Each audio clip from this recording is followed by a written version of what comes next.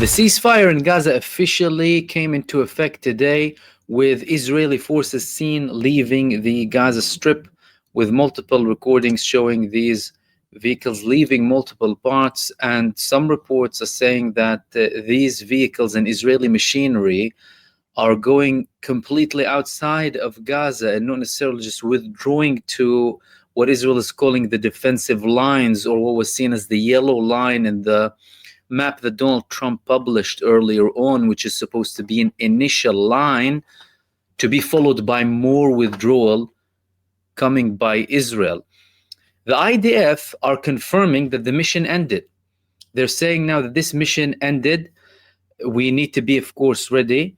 And many of them were seen very happy to leave the Gaza Strip. That's indicating that there is a notion here inside of the Israeli army that we're not really just talking about an ending of an initial phase, but the withdrawal of Israel from Gaza to end the war completely. And there are multiple reasons for that. The first reason is Israel went in and out of the Gaza Strip several times, and that proved to be very problematic for the Israeli army. Many of the Israeli soldiers who were participating in the Israeli terror force, when they went into Jabalia, for example, or Khan Yunis, they were very critical of the fact that they had to withdraw, then go back in multiple times in multiple deals that occurred, because according to them, they achieved no significant accomplishments in these missions, especially seeing as when they leave, they allow the Palestinian resistance to rearm, to regroup, to gather itself, and to also prepare for the next potential round against them, something that was very problematic for them. And as a matter of fact, we saw the Palestinian forces today all across of the Gaza Strip. These are the security forces of Hamas in multiple parts of the Gaza Strip, belonging to, again, Hamas, the authority of Hamas inside of Gaza Strip, following the Israeli withdrawal. So we have a situation where Israel is confirming that it's out of Gaza. Benjamin Netanyahu didn't really mention a lot about the war ending. We saw a withdrawal. We saw these images as well coming from inside of the Gaza Strip, people going back in their hundreds of thousands to the northern part of Gaza. They're going back to places that Israel destroyed, but they are very keen and they are very persistent on going back despite all of the Israeli aggression and bombardment. And although Israel previously was locking Rashid Street, as it's called before, but then after the ceasefire took place, everyone started to go back to the north.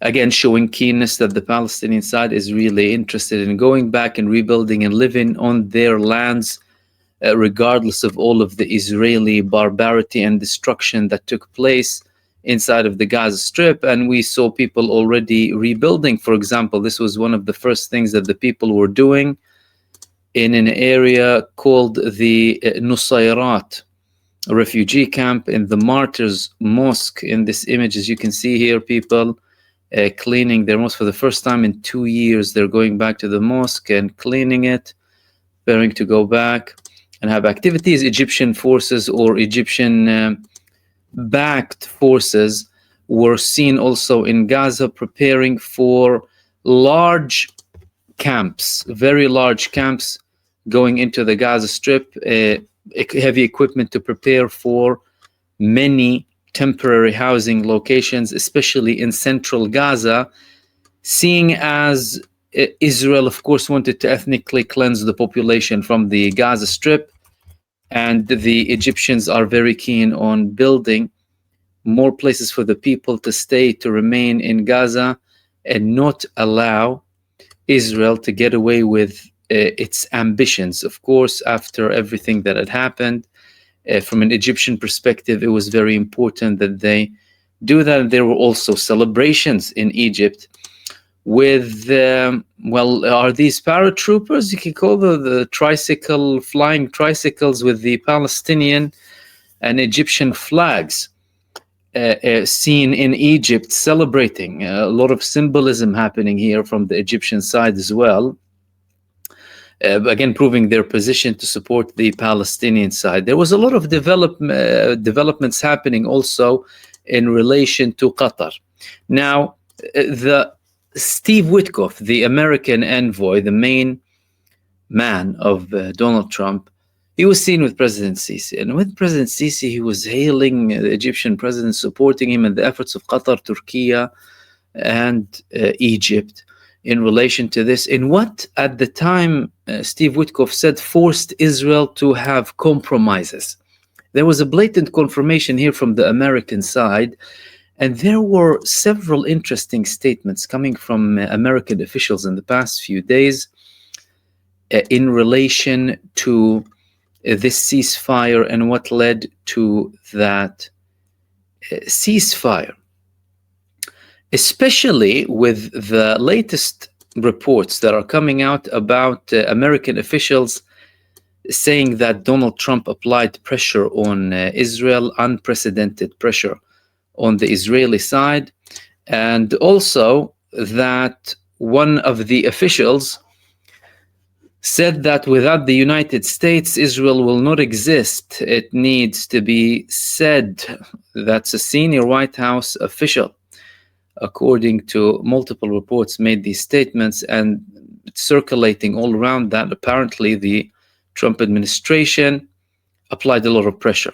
According to the same source, Netanyahu is smart enough to know that the president holds all the cards. The last thing he can afford is to lose the president. That is something happening for the first time now. Did Benjamin Netanyahu really get these threats from Donald Trump? Did he finally decide to put his foot down? And how is this all related to with the Qatari air base inside of the United States? For the first time in America's history, a foreign air base will be built on American soil. Qatari Air Force Base to be established in the US, an example of security partnership between the countries. The defense ministers, or the Secretary of War, as he calls himself in the United States, with the Qatari defense minister, they had a joint press conference during which Pete Hegseth was telling his Qatari counterpart that, they support what Qatar's done, especially after the unfolding events, their efforts, their immense efforts in what happened inside of the Gaza Strip as well, showing a lot of support and solidarity. Of course, both of them had this agreement after Israel attacked. Netanyahu was forced to call and apologize. And now, whether you want to call it symbolic or non-symbolic, Qatar, the small, tiny country, is going to be the first country on earth to have its own airbase inside of the United States. Whether it's symbolic, whether it's not symbolic, this is something very significant. Whether they paid lots of money, whatever it is, At the end of the day, when we want to talk about like money and lobby, we know how Israel, for example, has a lot of control in the United States lobbying, right? And they have a lot of money. There are a lot of people, from within that group who influence, who buy politicians, blackmailing networks. They find their way, and many people can be bribed very easily with, sometimes not a lot of money, sometimes heavy sums. Qatar, however, having an official airbase inside of the United States, this is showing, number one, the United States giving Qatar a very important position.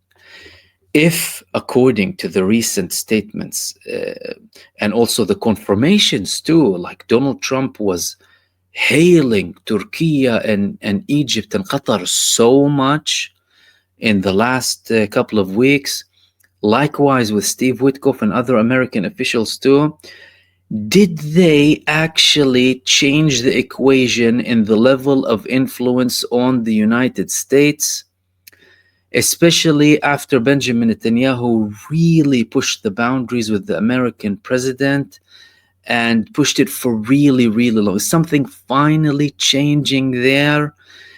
Listen, in Hebrew media, they're saying, we know we have Jewish money, but the Arabs now have more money and they're less demanding than Netanyahu. This is what Hebrew media is saying. They know themselves very well. But according to them, the Arabs are not going to try and suck in everything from a country that they're allied with in the form of the United States. Therefore, President Trump would feel more comfortable with allies like the Arab and the Muslim states instead of Benjamin Netanyahu and the state of Israel.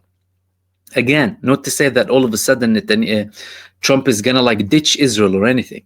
But if that White House official and what he stated before in one of the previous reports in Washington Post and other mainstream media outlets, that without us, Israel doesn't exist, and Netanyahu was clever enough to understand not to push Donald Trump too much, if all of these are proving to be true, then we are really talking about a new beginning.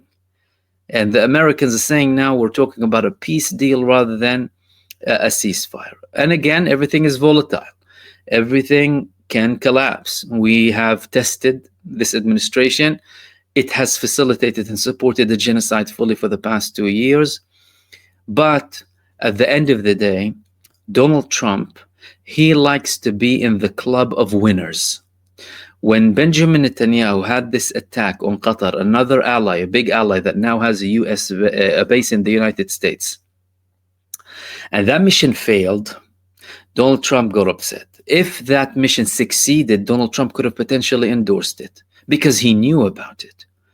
And like he endorsed their initial attack on Iran and then followed up with this theatrical attack to take Netanyahu out of the equation, let him climb down the ladder and have this ceasefire unilaterally.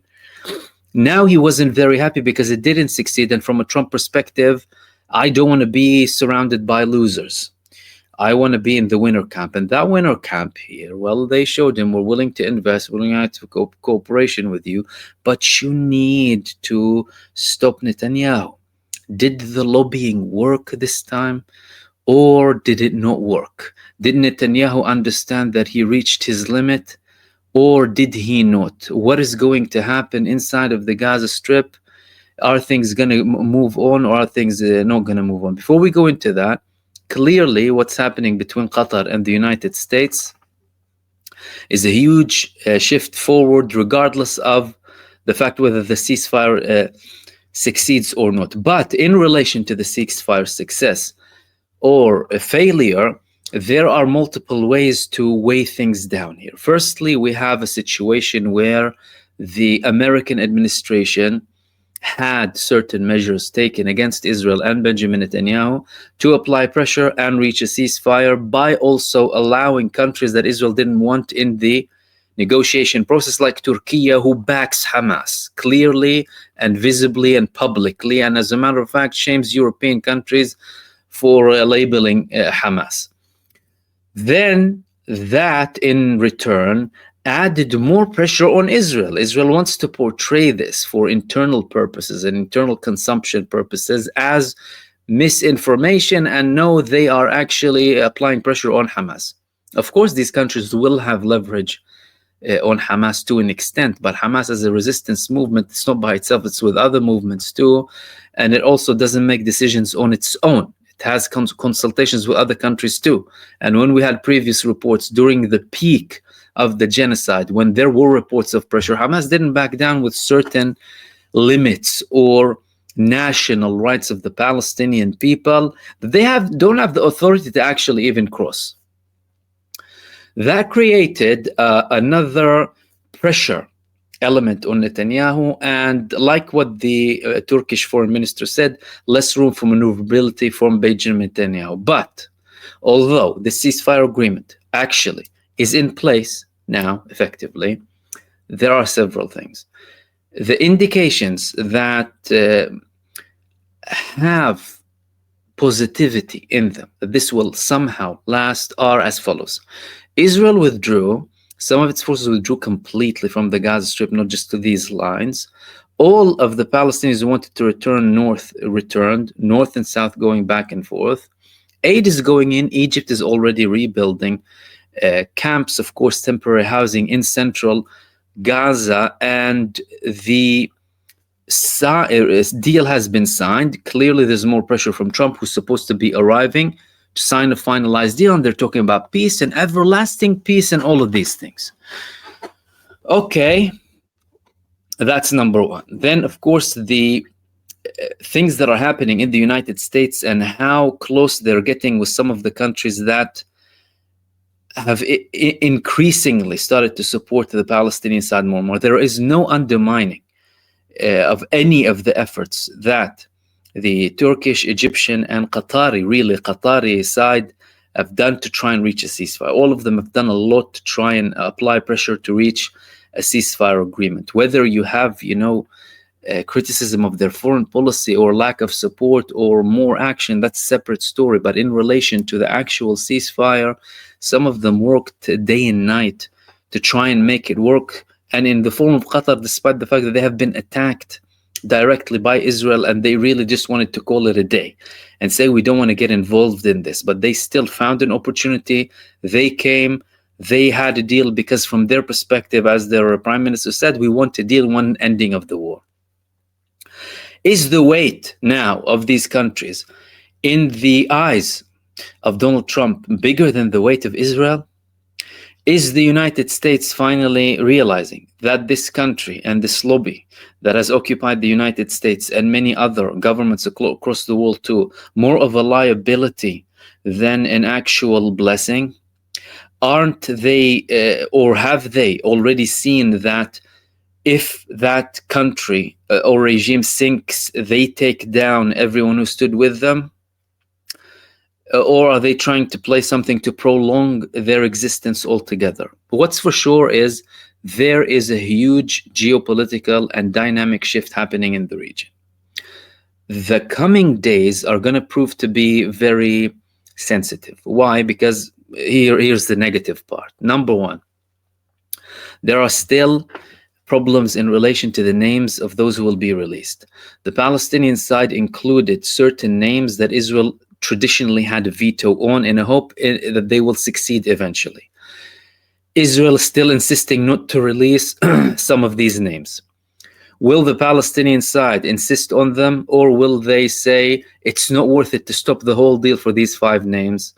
Nail al-Barghouthi, who was the longest serving Palestinian prisoner who was released, said when he was released, I wouldn't have chosen this to be released, as in the sacrifice. Not, of course, criticizing the resistance or anything as such, but as in the cost that the Palestinians paid for this operation to release the prisoners, and this genocide and this barbarity from Israel against the Palestinians. He said that not that I believe that it was worth the blood of the people for me to be released. Therefore, that is indicating that these prisoners, even, they know very well that they are willing to sacrifice with their time even for what's better for the general good of the Palestinian people, which indicates that there might be some compromise there in relation to certain names.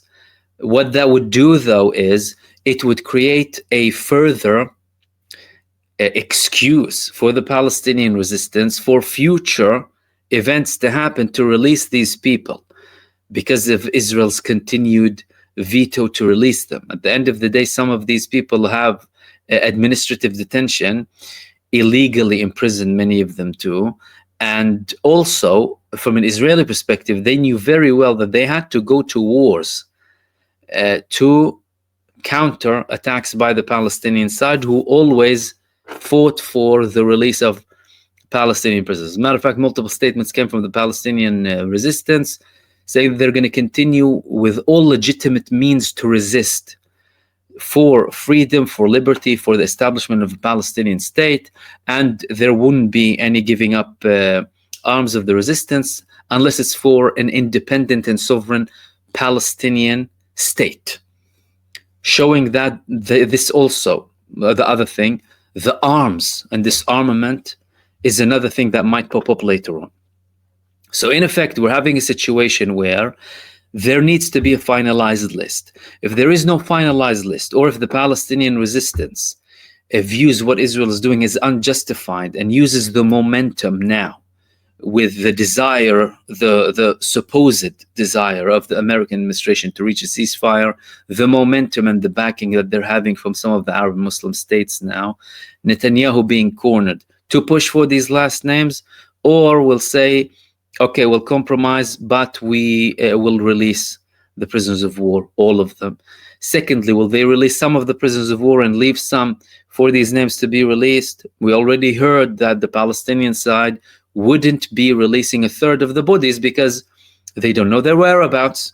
Chances are they might still be in locations that where Israel is still present at, in parts of the Gaza Strip. That's during the first phase. The second phase, the negotiation is still ongoing. It hasn't ended.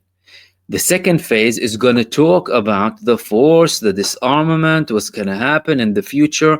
Netanyahu and Israel can add more hurdles in that stage.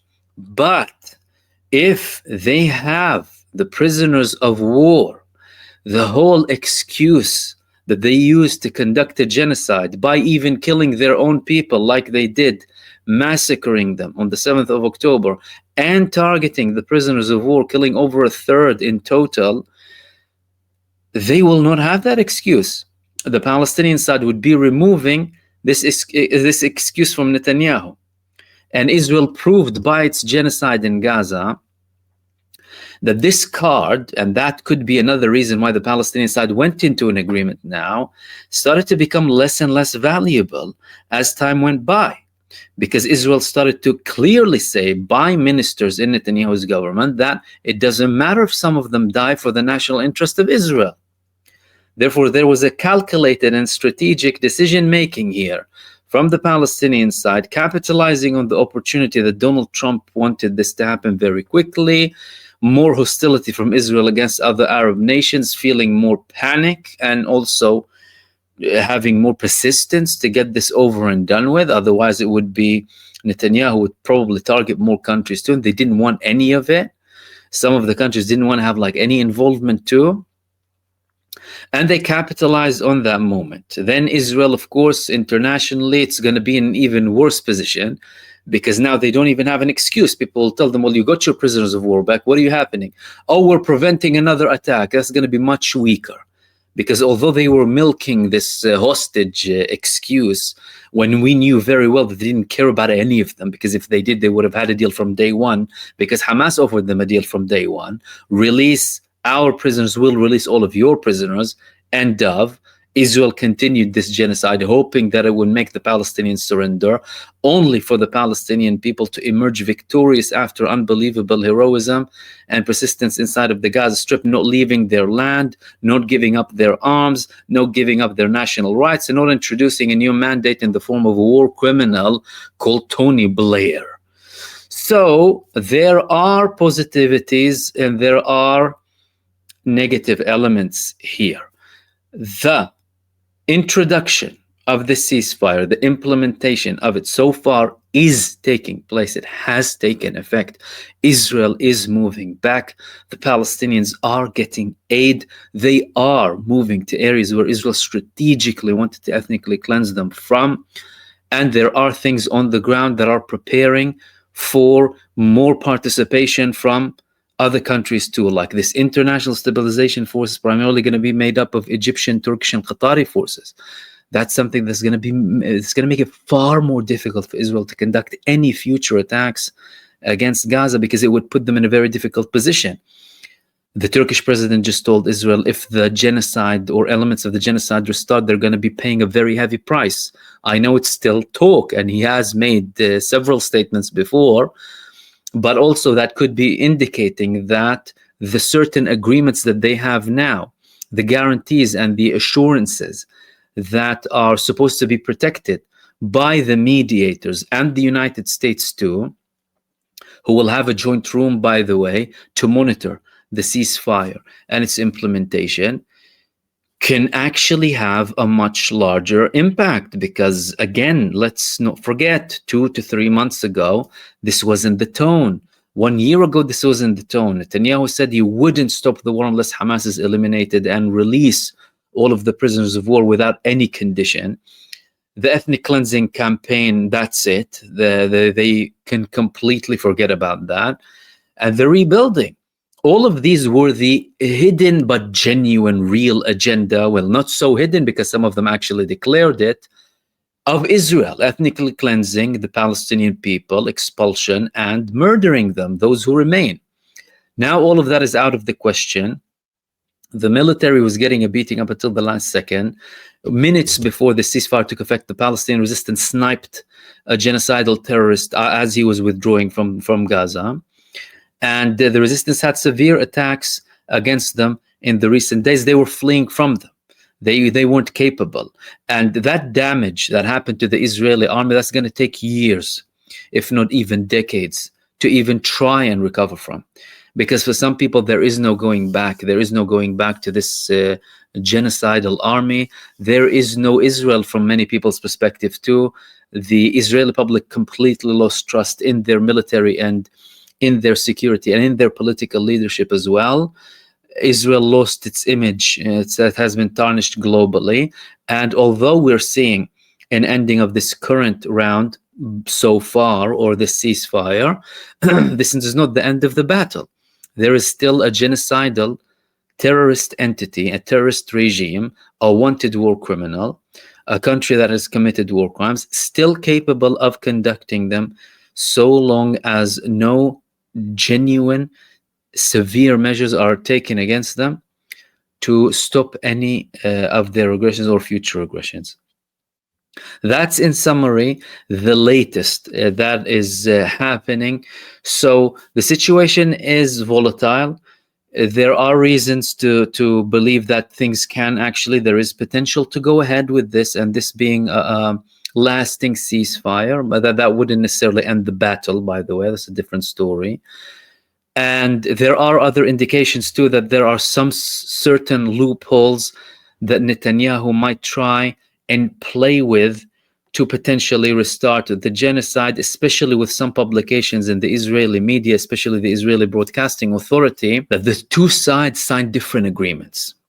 That the Israeli side signed an agreement with the delegation, and the Palestinian side had a different agreement or different paper to sign with the mediators. According to Israeli media, they did it because they don't sign the same documents as Hamas, which is a pile of garbage, because Israel previously asked for direct meeting with Hamas delegations and Hamas refused. But this might show that the mediators tried to reach these formulas to bridge the gap and actually make it happen, to get the ball rolling, because according to them, if you do get the ball rolling, you will even create a bigger momentum to continue down the ceasefire, especially after all of this pressure started to accumulate against Israel. And I hope I clarified the recent developments for you, and I'll hopefully see you soon in the next video.